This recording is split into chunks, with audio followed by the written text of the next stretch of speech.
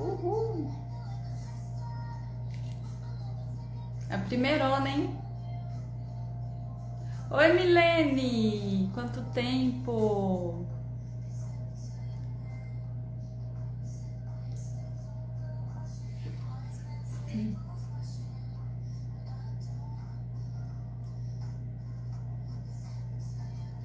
Oi, Pam! Esperar um pouquinho a galera chegar, começar a entrar pra gente iniciar nosso bate-papo.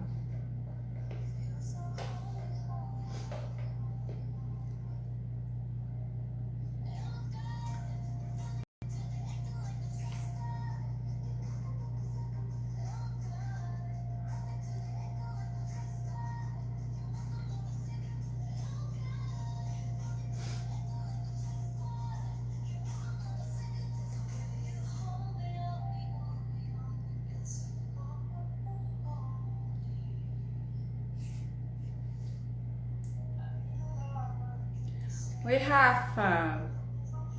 Que legal ter vocês aqui. Muito obrigada pela presença de cada uma de vocês. Fico muito feliz.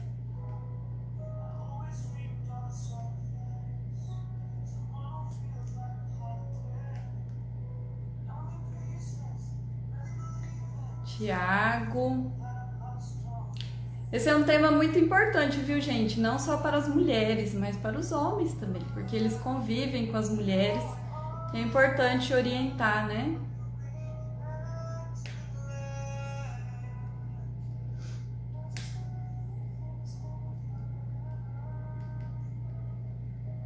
Dá mais uns minutinhos, aí eu já chamo a doutora Thaís.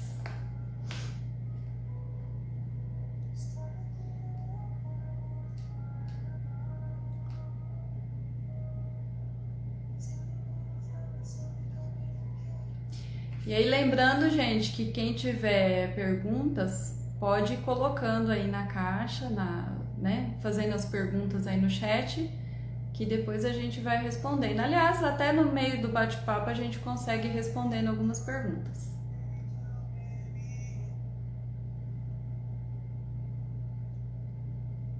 Vocês me ouvem bem? Vocês estão conseguindo me ver, me enxergar adequadamente?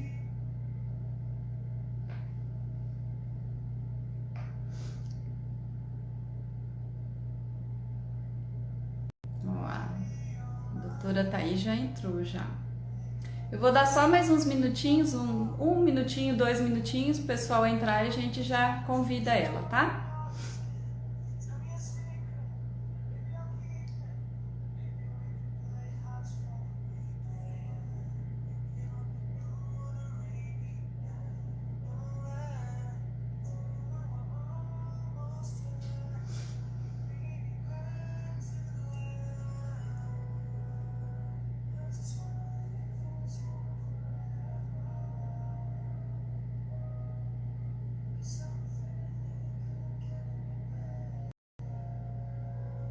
Isso aí, pessoal, vai entrando.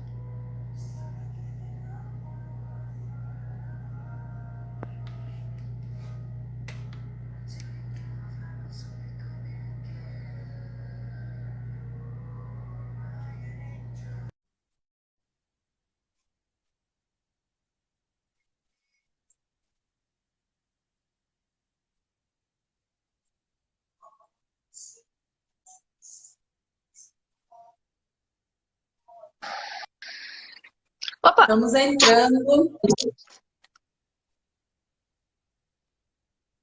Falha aqui não. Ah, agora sim. Tudo bem? Boa noite. Tudo. Boa noite. Como você está? Tudo bem, tudo bem. Obrigada Então, pelo tá convite. jóia. E eu que agradeço você ter aceitado participar aqui com a gente desse bate-papo, de um tema que é tão importante para todas nós mulheres e para alguns homens também que podem ser acometidos, né, do câncer de mama. E eu que tenho que te agradecer por você ter aceito. Muito obrigada.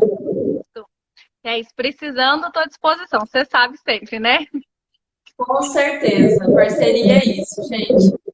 Então, Sim. hoje a gente está aqui com a doutora Thais, ela é mastologista, ela é membro da Sociedade Brasileira de Mastologia e a gente vai fazer um bate-papo sobre um tema que atualmente, né, no mês atual, em outubro, é muito falado, né, que é a prevenção do câncer de mama.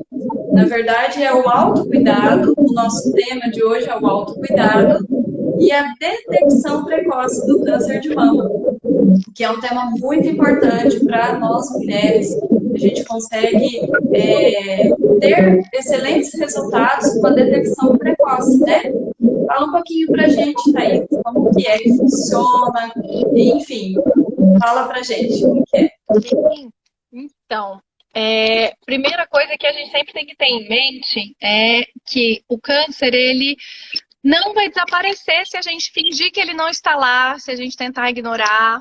Pelo contrário, quanto mais tempo a gente demora, ou a gente tenta colocar ele embaixo do tapete, esconder, atrasar, fazer um diagnóstico, depois principalmente que já percebeu, né, que muitas mulheres fazem isso por medo de seguir o tratamento, na verdade vai piorando.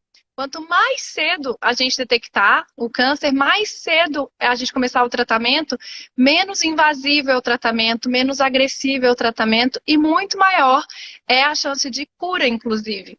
Que a gente fala hoje, câncer de mama, dos cânceres que nós temos, é um dos que mais tem tratamento.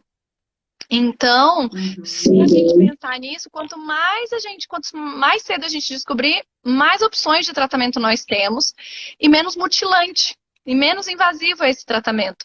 Então, isso vale a pena ressaltar, né? Uma coisa que a gente sempre coloca no Outubro Rosa é falar muito do autoexame, do autocuidado, né? Mas o autocuidado é muito amplo. Envolve E não só no outubro, né? A gente tem que realizar esse autocuidado em todo o tempo, né? Exatamente. Outubro tá aí só para lembrar um pouquinho mais na cabeça, ficar um pouco mais atento para poder lembrar. Se alguém na correria do dia a dia, de repente já é outubro e você fala, nossa, não fiz nenhum dos meus exames de rotina desse ano. E aí você ter essa lembrança para não deixar as coisas para quando o ano acabar. Mas o ano inteiro. O ano inteiro. O autoexame, ele vem para uma autoconscientização, um autoconhecimento corporal, e aí você poder detectar mais precocemente, você identificar quando você tem qualquer alteração que apareça no seu corpo, se você reparou o surgimento de alguma mancha diferente no seio, mudança no aspecto da pele, algum caroço na palpação, saída de líquido pelo mamilo, de sangue, qualquer alteração. Mas quando aparece no exame físico já, ou seja, quando a própria pessoa, a própria mulher, o próprio paciente sente, ele já não é tão pequeno quanto nós gostaríamos, porque para a gente sentir, para a gente palpar, ainda mais alguém que não tem treino, isso geralmente a gente só vai sentir as coisas quando elas estão um pouco maiores. E o objetivo do exame é justamente a gente descobrir antes de enxergar. Descobrir quando só o exame detecta. Que isso, a gente vai ter um diagnóstico com tumores cada vez menores e que a chance da gente ter a cura é muito maior. Quando a gente fala em valores, assim, sabe, Glenda? É uma coisa que para a maior parte das pessoas é uma informação que antigamente se tinha aquela sensação de paciente que descobre um câncer é assim, vai morrer, né? E hoje é exatamente o oposto isso para a mama, graças a Deus, né? Mas a gente exato. Se a gente, para vocês terem uma ideia, para você ter uma ideia, se a gente descobre o câncer antes, com menos de 2 centímetros, a chance, fazendo o tratamento certinho, conseguindo fazer cirurgia, todo o tratamento que for necessário para cada paciente, que a gente individualiza, nunca vai ser uma receita de bolo. Mas abaixo de 2 centímetros, os tumores, quando a gente não tem nada na axila, nós conseguimos, para você ter uma ideia, uma taxa de cura de acima de 95% a 98%. Então, você falar de uma mulher que teve um diagnóstico de câncer pequeno, inicial, que isso geralmente vai aparecer nos exames de rotina, na mamografia e ultrassom complementar, e essa alteração, esse tratamento vai conseguir uma chance de cura de 95% a 98%. Exatamente o contrário do que a gente tinha antigamente, de aquela sentença como uma cirurgia mutilante, que vai ter que tirar a mama inteira, que vai acabar a vida, que não pode ter filhos. Pelo contrário, hoje em dia é muito melhor.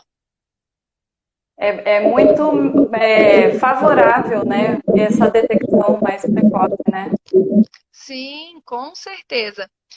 Deixa eu só perguntar uma coisa. Eu coloquei o fone porque eu vi que estava dando um pouquinho de microfonia. Te atrapalhou, melhorou ou não resolveu nada? Pra mim tá igual. O meu tá dando microfonia, você prefere que eu coloque o fone? Vamos tentar, só para pra gente testar. Só um pouquinho para eu achar ele aqui. Só vem que ser assim, porque meu celular tava meio apoiadinho. Melhorou só de fazer assim? Melhorou. Para mim melhorou. Eu não sei se para quem está escutando. É porque ele tá um pouco apoiado, que o meu suporte não, ele é meio pesado, esse celular é mais pesado do que o meu anterior e ele tá um pouquinho apoiado. Ele acaba baixando um pouquinho, né? Não, mas vamos tentar assim. O pessoal que está assistindo a live, se por acaso tiver alguma dificuldade para escutar, né, com o som, dá um alô aí que a gente consegue resolver essa questão técnica. Sim, consegue melhorar, com certeza. Espera aí que eu vou ver se assim fica melhor. Ajustar aqui. Depois que a gente parou de fazer as coisas na pandemia e voltou para o presencial, tudo começou a ficar improvisado de novo. Tudo que estava arrumadinho ficou improvisado de novo. Não tem jeito. É verdade. Ô, Thaís, você falou uma coisa muito interessante. Primeiro eu quero comentar com você, inclusive foi uma conversa que eu tive com uma amiga minha hoje. Ela sentiu, né, no autoexame, ela sentiu um caroço, e aí ela foi buscar o atendimento, e aí já fizeram a biópsia. E a gente estava conversando justamente sobre isso, que ela estava falando, sobre como é impactante você receber, na verdade, como que é impactante você, no seu exame, no seu autoexame, você identificar que você tem um caroço ali que não está normal, né? Como que isso mexe com o psicológico das mulheres, né? Não só das mulheres, acho que de qualquer um, né? Também dos companheiros, né? Também, mas principalmente as mulheres que pensam nos filhos, querendo ou não, a maior parte de nós hoje tem filhos, principalmente na faixa etária que mais acomete o câncer de mama, a gente sempre tem esse medo. Mas é aquilo que eu te falei antes, nós mulheres estamos habituadas a enfrentar. Por mais difícil que a situação seja, por mais difícil que as coisas se apresentem, por mais adverso que seja, o importante é não se desesperar. Muitas vezes, na verdade, os tumores malignos, que é o câncer, eles são os menos comuns. O mais comum da gente ter nas mamas são os tumores benignos, que não são câncer, que são os nódulos, que a gente chama popularmente, né, os nódulos benignos, e os cistos, também, que são bolinhas de água, acúmulo de líquido na mama. Então, até a gente estabelecer um diagnóstico, não precisa desespero, não precisa perder noites em claro, não precisa achar que vai deixar as pessoas para trás, porque não é bem assim, né? Não é assim que funciona, né? Exato, até a gente fazer um diagnóstico e tudo, tem todo um processo, a gente tem que fazer a biópsia para ter certeza, por mais sugestivo até que seja, nos exames complementares ou no exame físico, mas a chance maior, se você tem às vezes só um nódulo, sentiu um nódulo e você é jovem principalmente abaixo dos 40 anos, quanto mais nova, maior a chance de ser um nódulo benigno e que não é nada demais, mas a gente tem que fazer os exames, às vezes precisa da biópsia para ter certeza e justamente ficar bem tranquilo, né? Exatamente. E você falou da idade, né? E qual é a idade que é indicado a mulher ter mais essa visão, né? Essa preocupação com o exame específico da mama? Os exames de rastreamento, quando a gente fala assim, procurando câncer de mama especificamente, o mais indicado deles, o único que a gente tem comprovação científica que reduz a morte por câncer de mama, é a mamografia. O ultrassom ele é usado como um complemento da mamografia quando a gente não consegue enxergar tudo que precisa na mamografia. Então, principalmente mamas que são mais densas, em pacientes mais jovens, em que o tecido mesmo da mama ele não consegue deixar a gente identificar tudo que nós poderíamos ver numa mama mais velha, por exemplo. O ultrassom é recomendado, mas a idade padrão para começar o rastreamento efetivamente a partir dos 40 anos, com a mamografia uma vez ao ano, complementando com o ultrassom sempre que necessário, a critério do médico. Na maior parte das vezes, nessas pacientes mais jovens, isso vai ser necessário. E alguns casos a gente pode selecionar um pouco mais, e alguns casos, principalmente quem tem membros próximos da família, mães, tias com histórico de câncer também, aí nesses casos a gente pode selecionar para fazer um rastreamento mais precoce. Mas, considerando que hoje em dia estamos numa capital grande, a gente tem acesso, muitas pessoas têm acesso ao sistema suplementar de saúde, plano de saúde, né? Ou consegue pelo menos uma vez por ano fazer um check-up, geralmente mulheres, no ginecologista. Não tem um ginecologista que antes dos 40 anos não vai pedir um ultrassom, né? A maior parte das vezes, esse ultrassom acaba deixando um pouco mais ansiosa, porque ele vai descobrir esses nódulos benignos em muito maior quantidade. A maior parte das vezes não vai ser nada demais. Mas em uma pequeníssima porcentagem dos casos, fazer esse ultrassom antes da hora pode detectar um câncer inicial também bem pequenininho. Mas o ideal é, a partir dos 40 anos, mamografia, acompanhada ou não, mas a maior parte das vezes acompanhada do ultrassom. E o mais importante, Glenda, não pode deixar de fazer os seus exames. A gente não tem uma idade fim para parar de fazer exame de mama. O que a gente tem é uma idade que começa a não ter tanto benefício e a pessoa, às vezes, não aguentaria um tratamento. Então, a gente espera, assim, para continuar fazendo os exames de rotina da mama, até uma expectativa de vida pelo menos 10 anos mais à frente. Então, paciente de 70, 75, às vezes 80, 85 anos, tem que continuar fazendo. Aquela senhorinha que com 80 anos é independente, mora sozinha, lúcida, consegue se locomover sem dificuldade, não é para parar de fazer exame de rotina. Ela tem que continuar a fazer o exame de rotina, o exame de rastreamento uma vez por ano. Inclusive porque a cada ano que passa, dos 40 em diante, maior é o risco de desenvolver câncer de mama. Então, a proporção, na verdade, de risco que a gente tem de desenvolvimento do câncer de mama é maior a cada ano de vida. Quanto mais velhas nós vamos ficando, maior a chance de ter câncer, não só de mama, mas de outros tipos também, né? De intestino, E de estômago. Uma coisa que eu quero salientar, né, que eu quero reforçar, é o seguinte: quando vocês tiverem dúvidas, vocês podem ir colocando aí no chat, né, e a gente vai respondendo aqui. Mas uma coisa que eu vejo muito as mulheres falando, aliás, é algo que eu escuto desde quando eu era bem pequena, é: a mamografia dói pra caramba. Como que é? Não, me fala. Capciosa a sua pergunta, capciosa, Glenda, tô brincando. Eu costumo comparar, no meu consultório com as pacientes, eu costumo comparar a mamografia com a ida para um restaurante. Você foi num restaurante no self-service, na hora do almoço. Você sentou lá, foi lá, comeu, ok, comidinha tranquila, comeu, nada de mais, nada de menos. Você vai embora. Pagou a conta e foi embora. Você vai deixar algum review dizendo que esse restaurante é mediano? Não.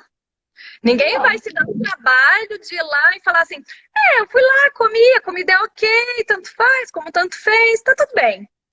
E faz isso. Ninguém faz isso.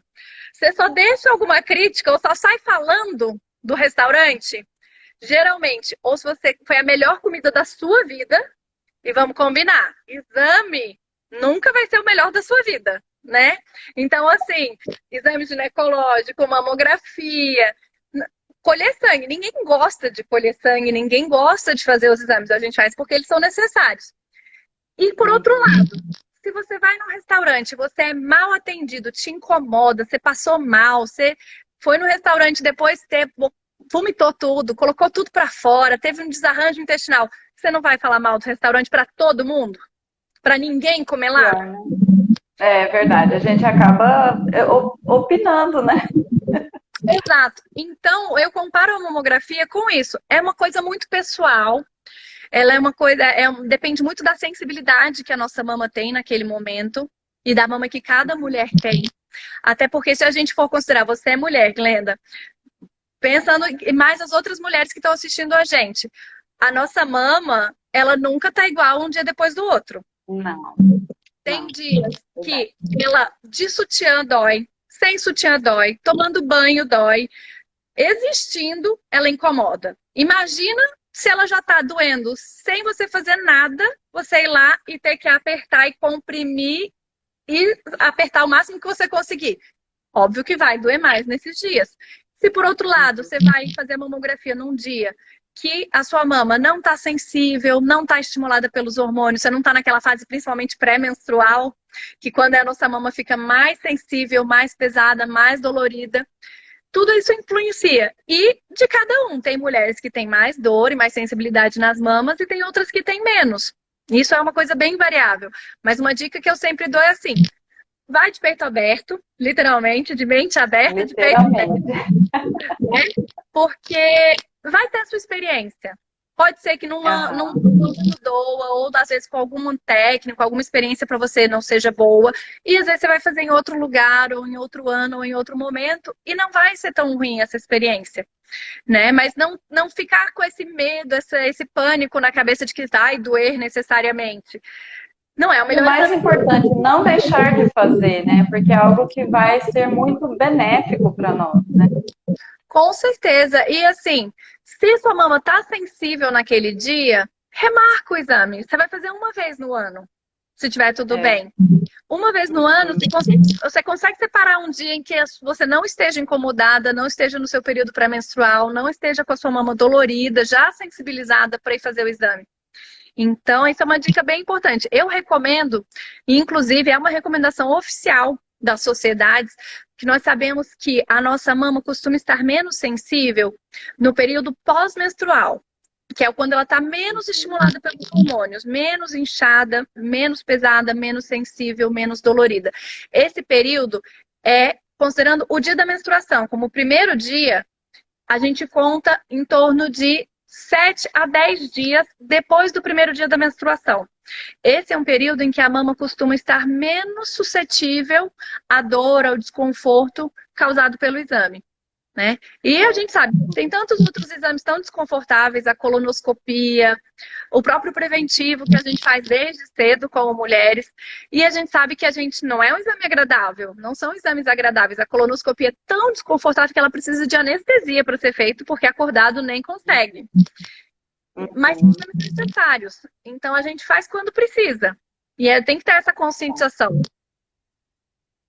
E o mais importante é o seguinte, pelo sim ou pelo não, vá atrás de uma informação, procure um médico, né, para fazer um diagnóstico, para fazer uma investigação, né?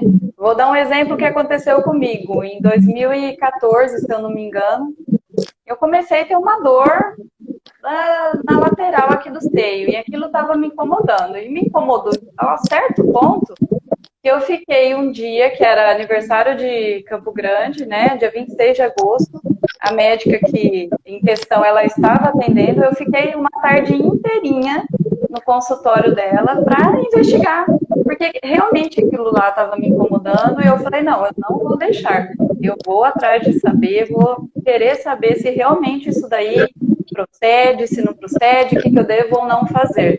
E, por final, era uma coisa simples, era uma questão muscular, né? Que o nosso músculo peitoral, ele acaba ficando atrás da mama. E era uma questão do músculo peitoral que eu resolvi facilmente. Então, assim, às vezes a pessoa fica tão encucada que ela fica até com receio de buscar uma informação, de buscar uma ajuda. E não é por aí, né? E, às vezes, é uma coisa super simples que, na verdade, a gente só vai fazer mais é tranquilizar você do que te deixar mais ansiosa. Às vezes o que você precisa é passar um que vai te assegurar, que vai te tranquilizar. Inclusive, é uma coisa que eu já aviso para quem estiver assistindo a gente, dor nas mamas costuma ser muito comum. E maior parte esmagadora das vezes, ela acontece por variações hormonais e por problemas musculares e de inervação, da sensibilidade local mesmo. Para o câncer de mama doer, é muito raro, ele tem que estar muito avançado localmente. Ele tem que geralmente ou estar muito grande, e quando a gente fala do tamanho de um limão, mais ou menos, que aí quando você deitar por cima, você vai sentir aquela coisa dura, bem grande na sua mama, ou já vai ter ocupado uma boa parte da mama, causando inflamação, causando vermelhidão, causando dor importante. Na 99,9% das vezes, a dor das mamas é totalmente benigna. E é uma das coisas que mais assusta as mulheres e que mais leva elas para o consultório. Mas pelo menos eu acho isso importante para se precaver, né? Na dúvida, vá no médico, tire as suas dúvidas, converse. Ficou tranquila, esse é o que a gente precisa de paz de espírito. A gente já se preocupa com tanta coisa nessa vida, fazer o exame, ter uma conversa com o médico honesta, falar dos seus medos, dos seus receios. Às vezes é o que a gente precisa para ficar tranquila e poder focar em outras coisas da vida também. Exato. E aí eu tenho uma dúvida, por exemplo, a pessoa ela recebeu, né? Ela foi lá, ela fez o exame, realizou a mamografia, foi identificada alguma coisa. E aí, como que é o próximo passo? O que acontece depois que ela fez a mamografia e foi identificado alguma questão? Eu não sei se você já ouviu falar, Glenda, ou se quem está assistindo a gente já ouviu falar daquele, ou já leu no seu exame, um nomezinho chamado BIRADS, que vem escrito embaixo, que são alguns numerozinhos que a gente tem. É uma classificação que nós temos baseada nos achados da mamografia, que vai classificar esses achados em normais, usuais, que são das mamas normais, sem problema nenhum. Achados benignos, que esses que não tem nada demais. Os provavelmente benignos. Os suspeitos e os, assim, altamente suspeitos. Então, sempre que a mulher pega a sua mamografia, que vem escrito esse BIRADS 1, BIRADS 2, totalmente normal, pode ficar bem tranquila, nada para ficar preocupado, que são aquelas calcificações em casca de ovo, calcificações benignas, que às vezes a paciente fica apreensiva porque apareceu calcificação na mama, mas essas são as do tipo benigno, que não tem problema nenhum. Outros achados que a gente tem são os provavelmente benignos, que é quando tem uma notinha chamada BIRADS 3. Esse 3 já garante pra gente, eu tenho assim, ele diz mais ou menos assim, eu tenho 98% de certeza de não ser nada demais, de ser um achado benigno, mas para ter certeza, daqueles outros 2% que faltam, eu vou ter que fazer um acompanhamento de 6 em 6 meses, por pelo menos 2 anos, e talvez seja necessária uma biópsia, dependendo do tamanho, uma punção, dependendo do achado, ou até alguns exames complementares. E aí, saindo desses até o 3, a gente fica bem tranquilo. Quando a gente passa para o 4, já começa a complicar um pouquinho. O 4 é quando a gente já tem um grau de suspeição um pouquinho maior. Então, é um achado novo, um pouquinho diferente, que a gente precisa tirar. Ele basicamente indica que eu tenho que ir lá e tirar um pedacinho, que é a biópsia, para poder ter certeza do que se trata. Pode ser uma coisa totalmente benigna, pode não ser. Quando a gente fala no 4, é quando a gente fica bem na dúvida, em cima do muro, se é alguma coisa mais séria ou se é alguma coisa mais tranquila. E nesse caso, só a biópsia vai poder determinar, e o auxílio do ultrassom junto também. Os outros exames, a ressonância, caso necessário, vão fazer a diferença nesse ponto. Passando do 4, quando a gente entra no 5, é quando a gente já tem um alto grau de suspeição. O que é isso? Eu tenho praticamente 95% de certeza de que aquilo é um câncer. Pode ainda assim não ser, mas a chance maior é de que ele seja. E esse é o que preocupa a gente de verdade. Esse daí é o que você tem que correr contra o tempo e fazer tudo o mais rápido que você conseguir para a gente saber o que é, o que não é, e saber com quem que a gente está lidando, né? E o 6, a última, é quando a gente já sabe que é câncer e está fazendo exame de controle do tratamento. Mas o importante é, baseado em cada uma dessas classificações, a gente vai, junto com a classificação do exame, junto com o seu exame físico, com a sua história, com os outros exames complementares, o ultrassom, a ressonância, o histórico familiar, a idade, tudo isso a gente vai levar em consideração para definir qual que é a melhor conduta. Em alguns casos vai ser biópsia, em outros casos vai ser só acompanhamento. E depois que a gente tiver esses resultados, que a gente vai individualizar o que precisa ser feito. Se precisa ser retirado esse achado, se precisa ser feita uma biópsia mais a fundo, se precisa ser feita uma cirurgia para retirar tudo, ou, se for alguma coisa mais séria, iniciar o tratamento, que seja com cirurgia ou com quimioterapia, dependendo se o achado for um câncer. Mas é importante... E aí vai depender de cada pessoa, de cada apresentação.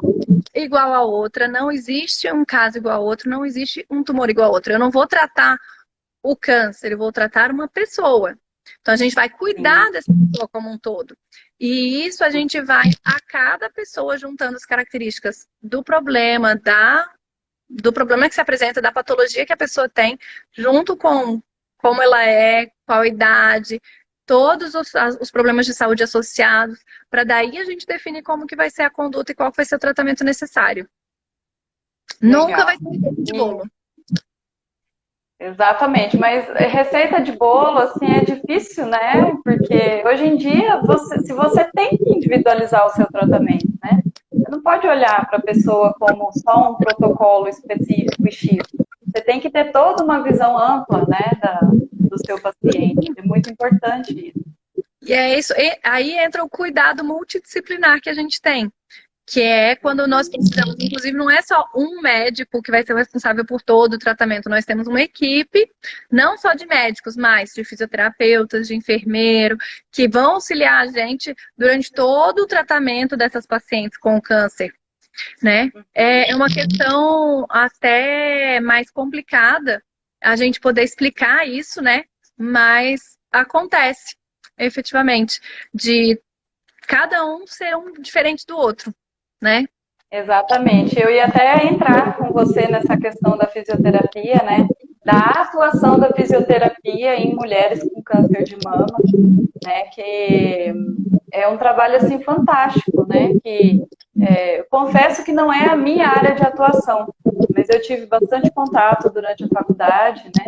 Então, assim, é uma coisa fantástica. A fisioterapia, ela devolver essa movimentação, essa funcionalidade para os pacientes, é algo assim fantástico, é algo que mexe com autoestima, porque a gente não está falando só, nós estamos falando de devolver para essa paciente a funcionalidade, a independência, a autonomia dela. E isso daí conta e muito, porque, né, tem todo um histórico de psicológico que pode ser afetado também. E a fisioterapia, ela vai colaborar muito, né, em casos... vida para essa paciente, principalmente tratadas pelo câncer.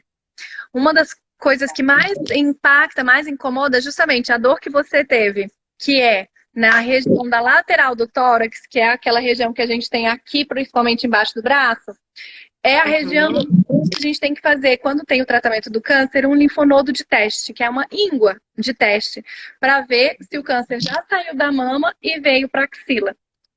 E essa axila, a gente sempre vai ter que mexer nela na cirurgia do câncer. E é uma das regiões mais doloridas e mais desconfortáveis da cirurgia do câncer, do tratamento do câncer de mama. Que, afinal de contas, a gente não tem como viver sem levantar, sem movimentar os braços. Isso faz parte da nossa vida.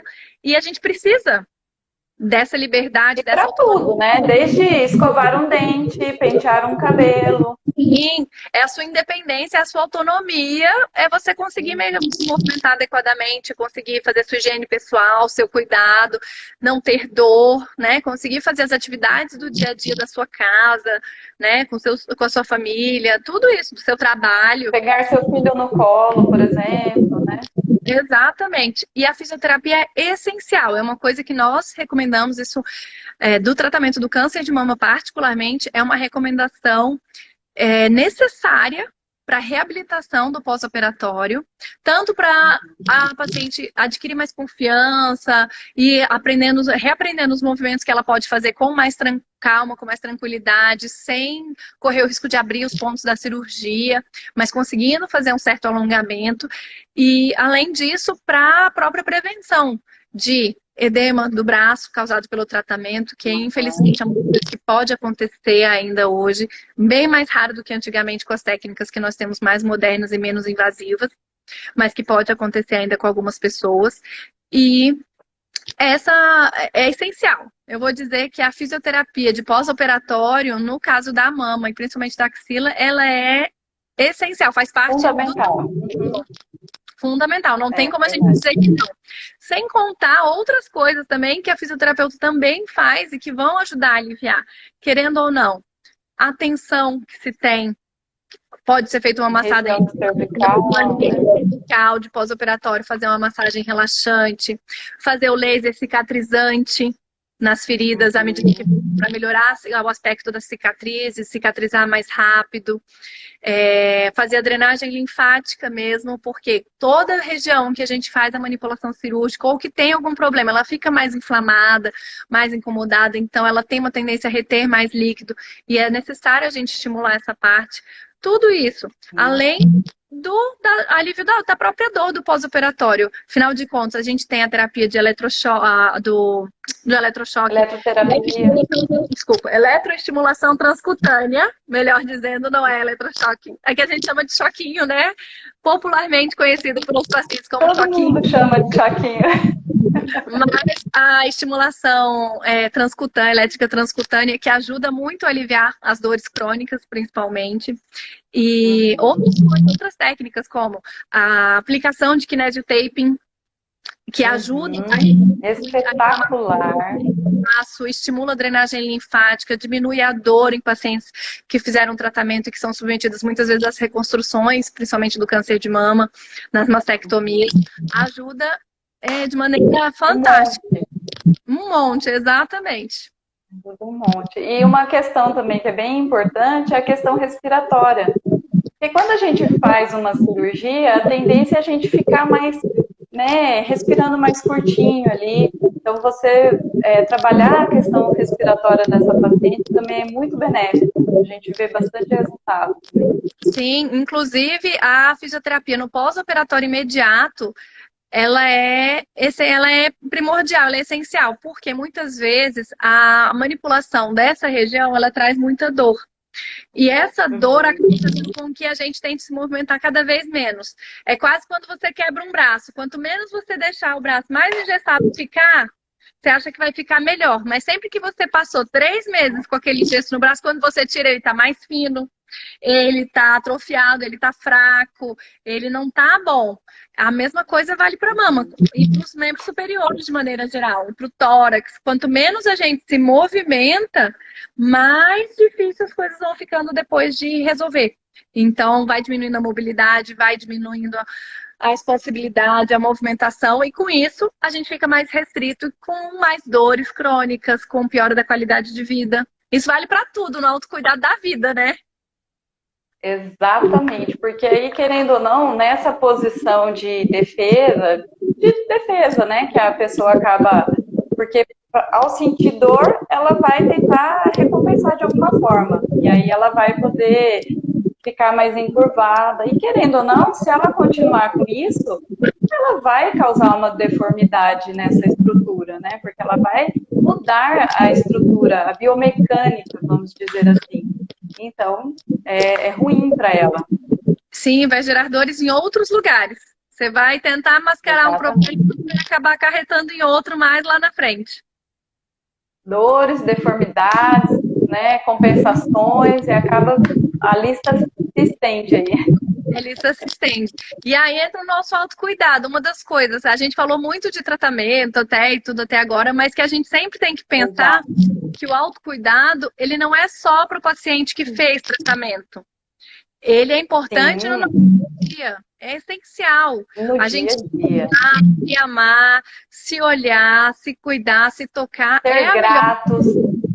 Exatamente. A gente trazer energias boas, a gente trazer coisas boas para o nosso organismo, seja na forma de atividade física. Você sabe que hoje em dia a atividade física é uma das coisas que nós temos mais estudos saindo, que atualmente a gente já tem estudos mostrando uma redução importante do risco de desenvolver câncer de mama para pacientes que fazem atividade física regularmente, mas aí a gente tem que ser aquele bem criterioso, né? Um regular de verdade.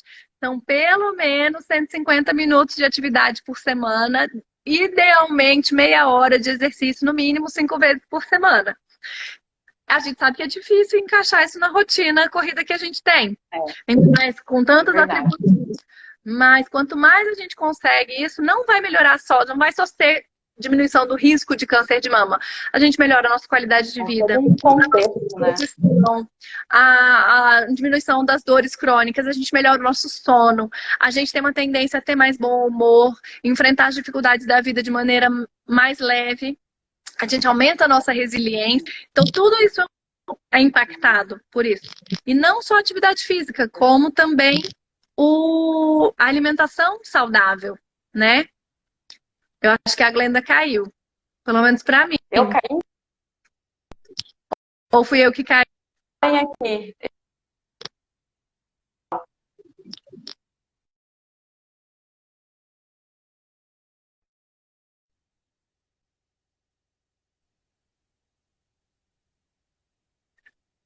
Voltou?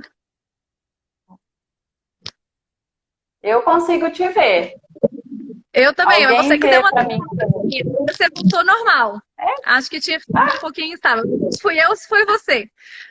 Falhas técnicas acontecem, gente. A internet boicota a gente às vezes.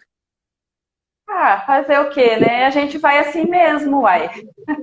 Exatamente.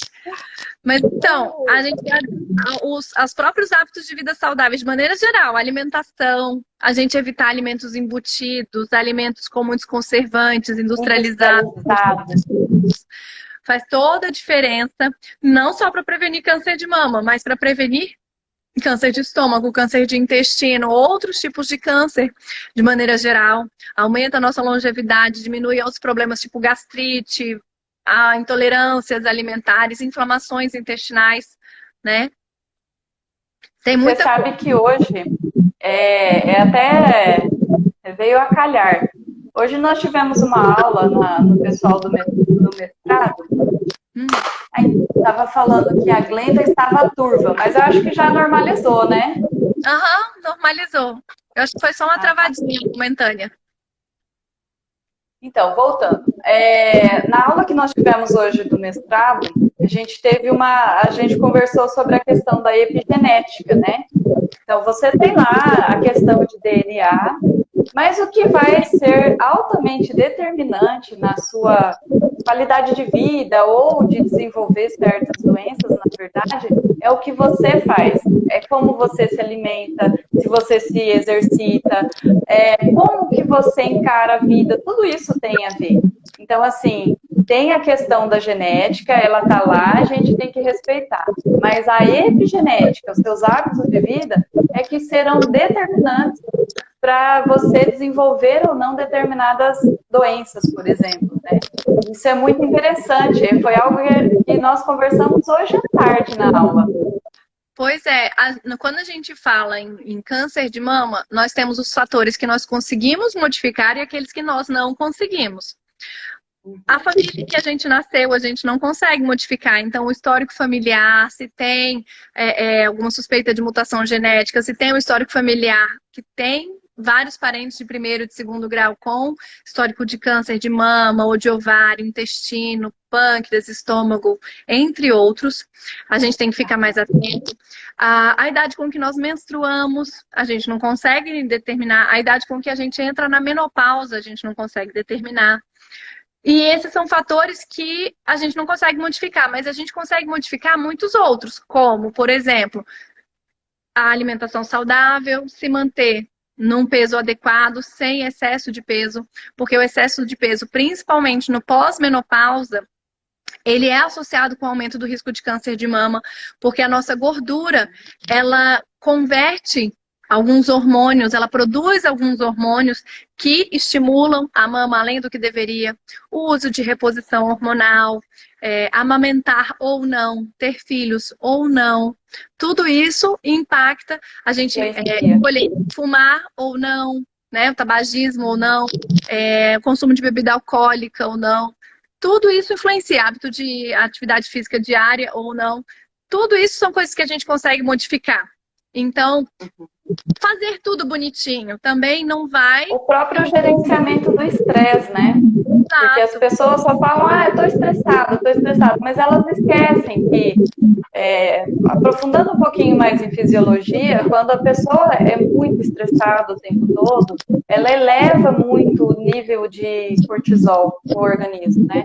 E o cortisol, ele é necessário em determinados níveis, mas quando ele exacerba, ele acaba sendo prejudicial para nós.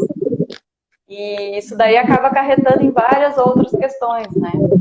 Sim, o organismo metabólicas funcionando 100%, né? Quando a gente está com um muito elevado. Mas é uma coisa que a gente tem que sempre ter em mente, assim, também, Glenda, não adianta a gente ser tão bitolado e querer fazer tudo 100% certinho, ser fitness o tempo todo, se alimentar bem o tempo todo e achar que isso vai proteger como um escudo contra tudo. Não é bem assim. Mas, ao invés de ser uma canoa muito furada, a gente pode estar numa canoa menos furada, mais bem remendada e que vai... O que a gente tem que ter em mente é o que eu falo para as minhas pacientes. É algo que, por exemplo, fazer tudo corretamente não te dá a garantia 100% de certeza que tudo vai correr bem. Mas você concorda comigo que a gente diminui um pouco a chance de dar alguma coisa errada? E outra coisa também, quando a gente fala em se manter saudável, na verdade a gente tem que pensar o que você faz a maior parte do seu tempo. Porque é isso que vai reger, vamos dizer assim, o seu organismo. Então, você, eventualmente, participar de um aniversário, comer um pedaço de bolo, comer um brigadeiro, é óbvio que não vai ser isso daí que vai aparecer um câncer em você ou qualquer outra afecção ou patologia que seja. Então, o que você tem que ter em mente é que a sua regra é que você mantenha-se o mais saudável possível a maior parte do tempo. E quando surgir uma exceção, ok, é exceção. Vamos curtir a vida também, né? Faz parte também, a gente. Faz parte da gente aproveitar esses momentos e não ficar se prendendo a restrições também tão importantes na vida. Mas eu acredito uma coisa que é bem importante também pra gente levar pra gente. A gente ter esse autocuidado e nós nos autoindulgirmos. Como que eu posso dizer isso melhor? Nós sermos mais condescendentes com nós mesmos. Então, você se cuidou, você fez tudo, você teve ainda assim um câncer. Imagina se você não tivesse se cuidado, como que ia estar pior? Você ia resistir menos ao tratamento, como que o seu organismo ia estar pior para receber, para enfrentar toda essa situação. E você já fez tudo que você poderia ter feito para evitar isso. Então, você está tranquilo. Né? Você depois a sua parte você fez, né? Feito atividade física, se eu tivesse cuidado mais da alimentação, e se esses acabam com a gente.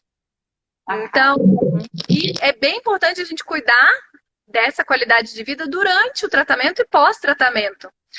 Porque justamente o que a gente quer, nós não queremos sobreviventes, nós queremos viventes. Então, o tratamento ele vai ser uma parte da sua vida. A ideia é que a gente consiga fazer o diagnóstico precoce, que caso aconteça esse diagnóstico, que seja feito o tratamento mais rápido possível, que seja feito todo o tratamento necessário para acabar aquela fase e você conseguir continuar vivendo e continuar mantendo a sua vida bem e continuar aproveitando a vida e tantos anos de vida a mais e filhos e família, que é isso, para isso que o tratamento está aí. E para isso que a gente tem evolução todo ano. Exatamente, para isso que surgem tantas pesquisas, que nos trazem tantos dados científicos tão relevantes, né, para a gente poder realmente ter novas perspectivas, né? Sim, para vocês terem uma ideia, se você for olhar o número de publicações científicas que a gente tem, as publicações científicas no mundo inteiro, de tudo que se pesquisa, as que mais têm quantidade são para câncer de mama. Graças a Deus. E com isso, a gente tem atualizações constantes. A cada na média 2, entre 2 e 5 anos, a gente já tem atualizações que mudam o jeito como a gente trata o câncer. A gente estamos numa fase de grande evolução. Se a gente o médico não se mantém atualizado, ele ele vai parar no tempo, porque a cirurgia que era feita há 50 anos atrás é totalmente diversa da cirurgia que a gente faz hoje. Antigamente, as cirurgias eram enormes, eram mutiladoras. Hoje em dia, você consegue, às vezes, sair da cirurgia tratou um câncer de mama e saiu com uma mamoplastia. E, às vezes, com um resultado melhor do que o que você tinha antes, né? Então, o nosso tratamento sempre vai objetivar deixar o mínimo de sequelas possível e trazendo a maior chance de vida e de saúde para você. É isso que a gente tem que focar. A gente tem que ter em mente. E o que é importante também é que nós mulheres, a gente tem uma característica que eu observo bastante. Você também acho que vai observar, vai ter essa mesma percepção. A mulher como um todo, ela tem a mania de cuidar de todo mundo à volta dela e ela vai meio que se deixando, né? Quando, na verdade, a gente tem que... Eu sempre falo para os meus pacientes, pensa na historinha lá, quando a gente está no avião, que eles falam, coloque primeiro a máscara em você, depois que você já tiver com a máscara, que você já tiver ok, você ajuda quem está do lado. Então, é muito importante isso. A gente primeiro precisa pensar na gente. Ah, mas não dá tempo. Arruma. Tem que arrumar um tempo, vai. Vai cuidar de todo mundo, não vai cuidar de você? Arruma. Vamos acordar aí para a vida, para se cuidar, né? Encarar certas coisas de outra forma. Encarar como benefício para a gente, né? Em muitos casos, é mais importante do que tomar uma medicação, do que você gastar dinheiro com uma consulta médica caríssima, com um tratamento caríssimo. É muito mais eficiente você tomar pequenas atitudes, pequenos cuidados consigo mesmo e que vão impactar muito mais no longo prazo, né? Isso é importante. E essa analogia da questão do avião é essencial, porque a gente não consegue ajudar ninguém quando a gente está ruim. E você se cuidar, você tentar se manter bem, você consegue continuar sendo um arrimo para outras pessoas, continuar se mantendo bem. Se a gente não está bem, a gente sabe que a gente não consegue ficar bem para os outros. Isso a gente aprendeu, acho que na prática, de maneira mais importante nessa pandemia, em termos de saúde mental. Porque quando a gente está mais ansioso, às vezes a gente não consegue tirar a ansiedade do outro. A gente precisa estar em paz, precisa estar bem para poder cuidar de outra pessoa, né? Exato. E outra coisa também que eu acho que é importante a gente falar, porque muitas vezes as redes sociais acabam influenciando muito as pessoas. Ah, mas fulana faz tal coisa, ciclana faz tal coisa, eu também tenho que fazer. Gente, não se baseie na vida do outro, porque o outro vai mostrar ali na rede social só aquilo que é legal pra caramba, só aquilo que dá certo. Ele não vai mostrar pra você o pneu que furou, que ele teve que trocar, que não sei o quê. Enfim, ele não vai mostrar o errado, ele só vai mostrar o que dá muito certo. E você não pode se basear só naquilo lá. E outra coisa importante também é a gente lembrar que para você mudar hábitos, requer tempo, requer perseverança e comece com pequenas mudanças. Você não precisa falar assim, amanhã vou ser fitness, vou levantar às 5 horas da manhã, vou correr uma maratona, não sei das quantas. Não é assim que funciona. Comece com pequenas mudanças e depois você vai evoluindo e vai com certeza fluir muito melhor, porque depois que você adquire o hábito, nossa, é super tranquilo de você manter, né? Sim, eu ainda só acho que super tranquilo talvez não seja tão fácil assim, mas uma vez que assim, o pouquinho que você conseguir fazer todos os dias para ser um pouquinho melhor, para tornar o seu organismo melhor, para se cuidar mais, para ser mais feliz, esse pouquinho conta. Se o seu pouquinho for fazer um alongamento na frente do espelho antes do banho por 10 minutos, tá ótimo. Se você fizer esse alongamento todo dia 10 minutos, já tá melhor do que quem não fez. Se você conseguir fazer esse alongamento e mais uma caminhada leve, você já tá melhor do que quem conseguia fazer nada e tá melhor do que quem conseguia fazer só o alongamento. Cada dia você vai galgando um degrau. E a nossa evolução é constante. A hora que a gente internaliza um hábito, ele começa a se tornar medular, começa a se tornar uma coisa que faz bem pra gente, que a gente sente falta até quando não faz. É isso que caracteriza o hábito. É que quando você não faz, você sente falta dele. Então, a gente tem que ter as coisas, que sejam as coisas pequenas, a longo prazo, elas é como se fosse assim, a galinha de pouquinho em pouquinho vai enchendo o papo. E isso, no longo prazo, essas pequenas mudanças impactam mais do que você fazer uma mudança muito radical que dure pouco, porque você não vai conseguir encaixar isso na sua vida diária. Se você conseguir fazer um pouquinho cada dia, esse pouquinho ele vai se somando, pouquinho, pouquinho, pouquinho. A gente trabalha todo dia para ter a nossa aposentadoria lá na frente, para ter um dinheirinho, para depois a gente parar de trabalhar e conseguir viver, conseguir ter a nossa vida sem ter que trabalhar até morrer.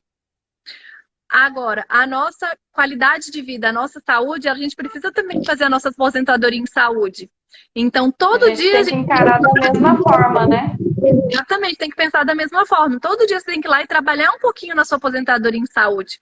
Não adianta nada a gente trabalhar um monte, até ter dinheiro e chegar dali com 60, 70 anos, a gente não conseguir nem usufruir. Não conseguir usufruir nada, de ser aquela pessoa que não consegue sair direito da cama para o sofá, né? Do sofá para o banheiro sozinho, sem dificuldade, não consegue sair para comer, não consegue aproveitar, todo o salário que ganha vai em remédio e qualidade de vida. Então a gente tem que pensar na prevenção de maneira mais ampla, não só do câncer. O câncer é a cerejinha do bolo, mas para a gente ser ativo, para a gente ter a nossa aposentadoria em saúde, ter qualidade de vida, a gente tem que cuidar sempre. E esse é o pouquinho, o pinga-pinga de todo dia, que é o que vai fazer a diferença. Exatamente. Então eu vou ver aqui se tem alguma pergunta. A Débora, eu acho que é Débora. Ela tá mandando um beijo para você. Querida, obrigada. DF Costa. Beijo, Nara, também. Eu vou concentrando, eu nem olho os comentários. Você nem tá olhando. Meninas, alguém tem alguma pergunta? Meninas e meninos que estão na live, tem alguma pergunta que vocês queiram fazer para a doutora Thaís? Para a gente encerrar a nossa live. E agradecer de novo, né, esse bate-papo, sempre muito instrutivo, muito, muito gostoso e esclarecedor. E o Tiago, como está? Tá ótimo, tá dormindo com o pai agora, graças a Deus. Tá? A gente tem que dividir para conquistar. Não tem jeito. Quem tem filho pequeno, vocês sabem, todo mundo que tem filho pequeno ou já teve um dia, sabe o trabalho que dá, sabe que a gente tem que ter equilíbrio, né? E não adianta também a gente ficar tudo só pra gente, a gente tem que dividir com quem tá ali para carregar as coisas com a gente. E isso é uma coisa muito importante da gente encerrar. Ainda bem que você falou, Glenda, porque, olha, rede de apoio, família, é tudo que a gente tem nessa vida. Então, assim, o trabalho, se a gente faltar, daqui um tempinho, já facinho eles repõem a gente. Mas, pelo contrário, para quem é próximo da gente, para nossa família, para os nossos amigos próximos, para quem a gente tem afeto, amor, carinho, convivência, é aí que a gente é essencial. E ter essa rede de apoio, ter alguém que cuida de você, ter alguém que quando você não tá legal, quando você está passando por uma fase de tratamento, você dá um apoio, não com pena, nem nada nesse sentido, mas você dá apoio e auxiliar e ajudar nesse momento é essencial para tudo. Todos os momentos de dificuldade. O câncer é uma dessas etapas, ter filhos é outra, né? Quando a gente não está tão bem de saúde, às vezes um processo de depressão.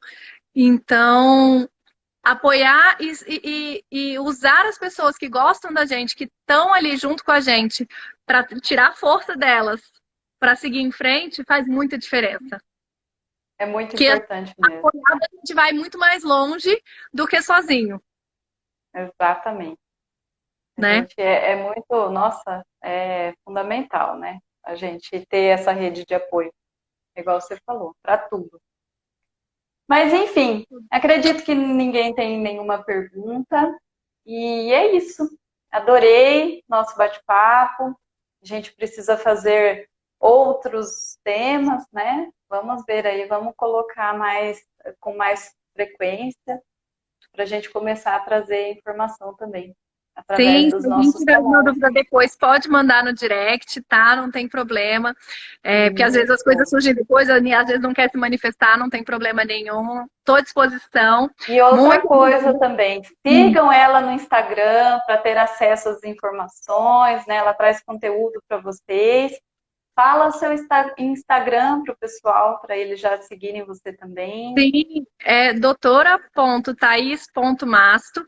Já aviso, Glenda, que eu não sou a mais certinha das redes sociais, tá? Não vou mentir.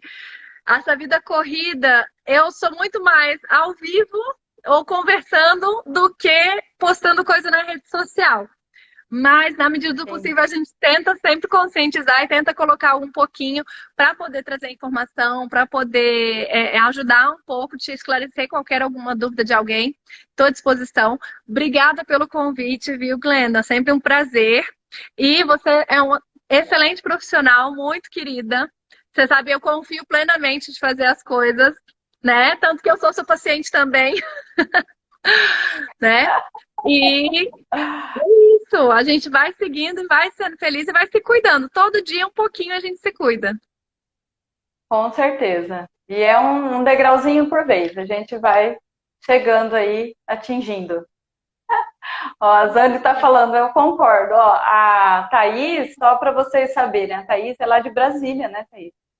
Sim, sou lá de Brasília, conheci um sul-mato-grossense morando lá, trabalhando, e acabamos decidindo vir para uma cidade menor para ter mais qualidade de vida, para ter família, para poder Que ter legal. justamente essa vivência do dia a dia de poder educar e ver seu filho crescer, conseguir almoçar em casa, né?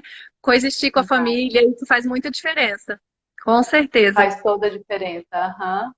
Né? Então, e aí ela veio para cá, aí ela conheceu a doutora Pamela Salazar, né, no Exército, e aí a Pamela me indicou. E aí ela virou minha paciente também, e aí a gente já vem aí num relacionamento. Sim, já tem mais de ano.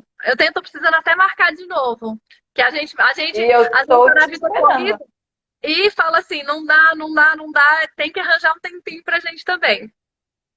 Pronto, então vamos seguir o exemplo. A gente estava falando sobre isso, sobre arrumar um tempo para se cuidar.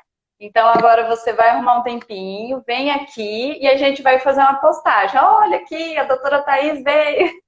Com certeza, com certeza. Já vamos, depois que acabar a live, ficar a marcar para ver que horáriozinho que vai ser semana que vem, provavelmente. Ou essa, se der tempo ainda. Com certeza, eu vou cobrar depois. Fechado. Certo? Pessoal, um então, beijo. Tá. De novo, quero te agradecer, tá? Valeu, amei a nossa conversa. Um beijão. E vocês que assistiram a live, muito obrigada pela presença de cada um de vocês aqui. Foi muito importante. A primeira live a gente nunca esquece, né, gente? Imagina. A gente aprende na marra. Aprende na marra. Na raça e na coragem. Sim, com certeza. Certo? Certinho. Então tá, um beijão. Boa noite. Tchau, Boa pessoal. noite. Tchau, tchau. Tchau, tchau.